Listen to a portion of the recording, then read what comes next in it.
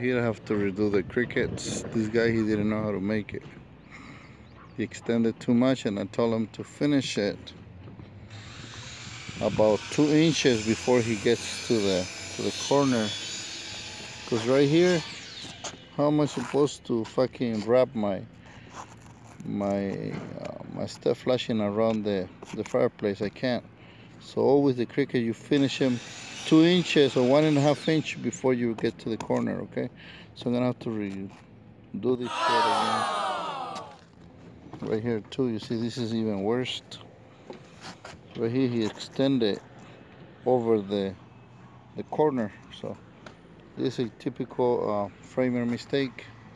They're not roofers, I can't blame them. So they don't know anything about waterproofing. Also right here, he started the cricket on an angle, but he didn't continue all the way to follow the angle. You see how it makes a cricket? So there's a hole right there underneath on the right side of the cricket. There's a hole right here on the right hand side. So how am I supposed to fucking do this shit? Anyway. Just a waste of fucking. Anyway. Rookies.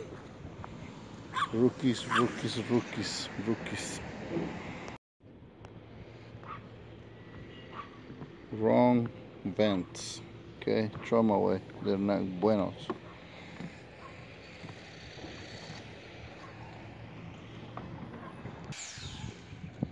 This vent is upside down. This is not even the right vent, so.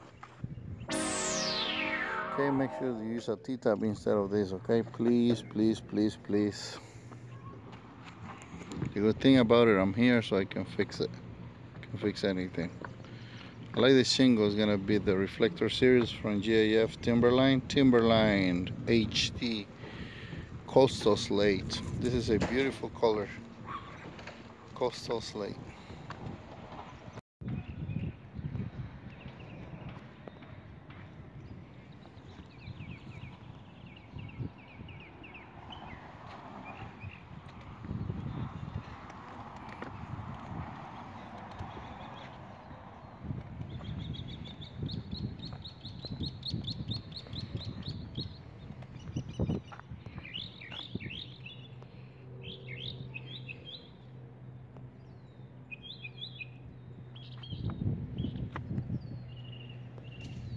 Hey YouTubers, today I'm going to show you how I do a cricket in the back of the fireplace. Okay, I don't like to order metal flashing. A lot of people that are addicted to metal flashing. Well, I'm not. I just like to use some kind of like torch down or mop or excuse me, some roll roofing like a lot of guys call it. And then replace the step flashing, the step on the counter flashing on the wall. I'm gonna paint it red later on, but for now I just came to finish it. Notice how I covered the shingles when I was working on over that area, so I don't damage the shingles. So make sure you don't damage your shingles around it. Right here I made a little spot. You see I'm gonna have to do something. I think I'm gonna come back next weekend, not this weekend, next weekend. Reinstall my valleys, my cricket. This is my valley. You see how it's supposed to be? Valleys go on top of the membrane, not underneath, okay? A lot of guys have put everything underneath. Valley flashing, metal flashing is just cosmetic. It's not something that you want to put underneath, okay? What's gonna stop the water if the water managed to go behind like underneath the flashing? Nothing. So in this case, when my guys came to paper the house, they didn't have no peeling stick underlayment, so I have to try it on top of the existing. I put it on top of the paper today. And then I put the metal flashing on top. So, but underneath there's about 3 layers of 30-pound like undercrossing underneath the valley. So I think I'm okay. I'm safe. But anyway, I just want to show you this before I go home. This is Corona del Mar. Quick video. I'm gonna show a lot of the guys that don't know, especially the ones that are learning how to roof. This is called hip. This is where where one roof turns around, and there's like a hip right here. It's called hip. Well, right here you make a book like 5 1/4. I mean 5 3/4 with 3 shingle. This is what I do right here. I took like a whole piece of shingle, and then I marked 13 inches like this and cut it. And cut the shingle, cut 13 inches off the full shingle, 13, you see it? Cut 13 inches, and this is gonna help you lay out faster your hips, so you don't have to be like cutting one by one. You just put your second man to cut them. You see right here that we cut the whole shingle. We cut the 13 inches off the first shingle.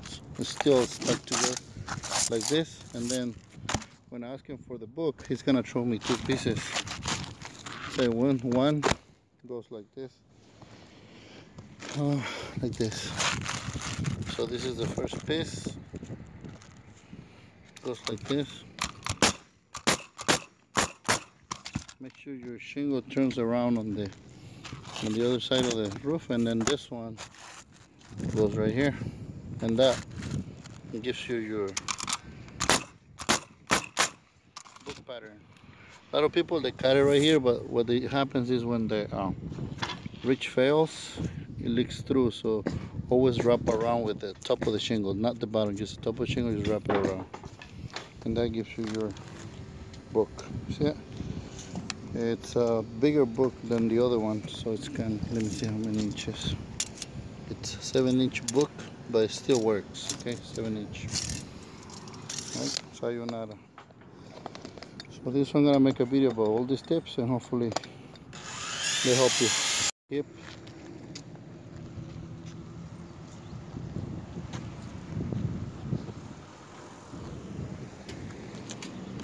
You pre-cut the book. It's 2 pieces only, 1/13. Just cut off like 13 of the full shingle, then that's gonna give you your layout.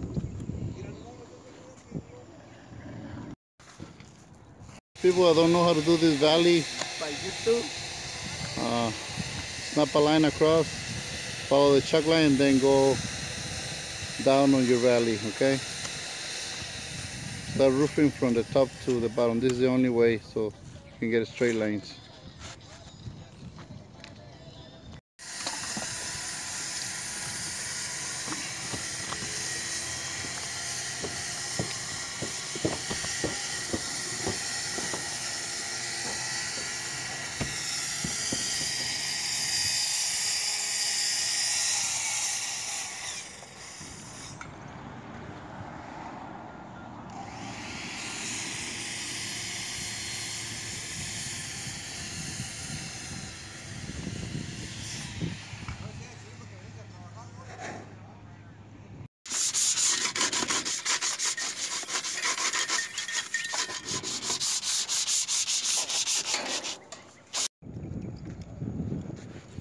If you can't get a Ken gun, we can have a better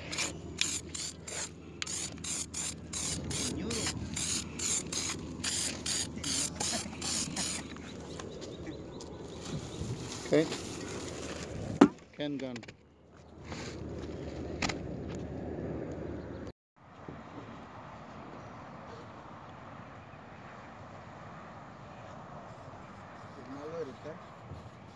No. No.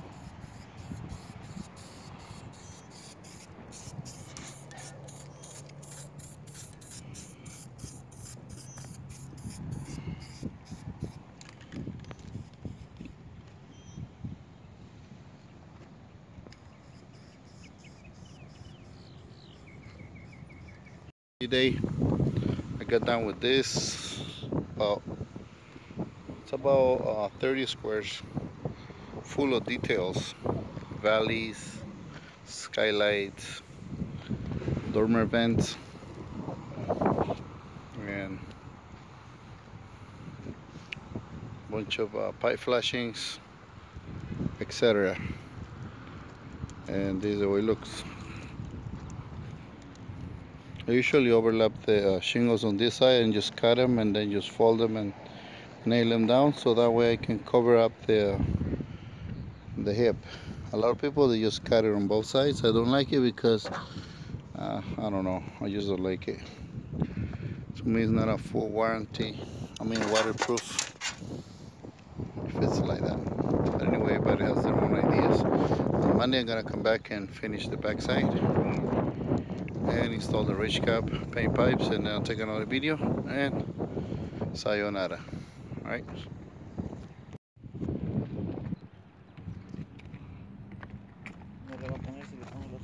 Yeah. No. No?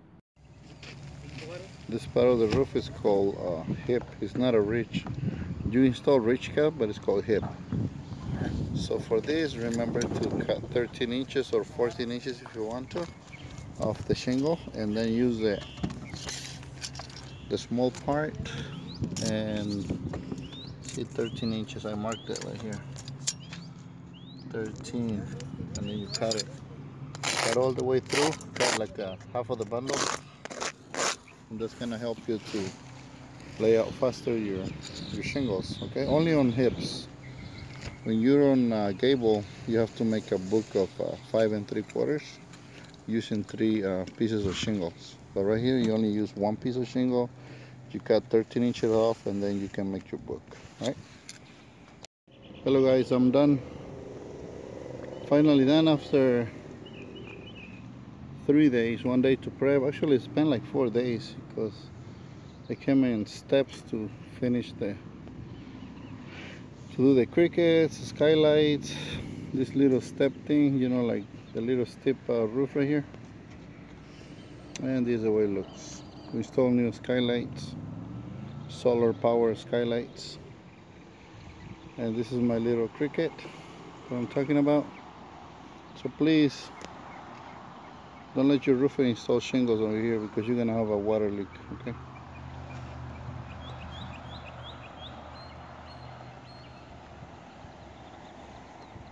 Color shown, it's cool slate, no, coastal slate.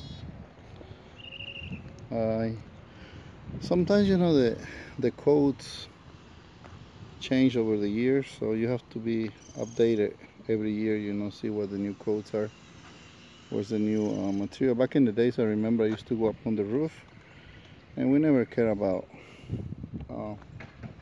you know, like saving energy, like cool colors, cool roofing, nothing of that, none of that. Nowadays, you know, the city are very compromised with saving energy and requesting the roofers to install like saving, like cool roofing materials, like in this case.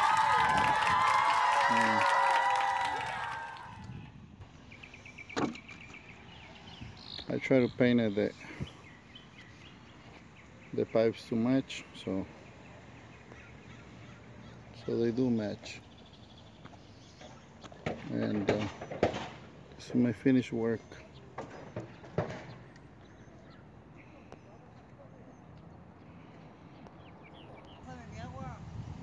We also snap a line on the over the ridge on the hips. This thing is called hip. That one's hip. This is ridge.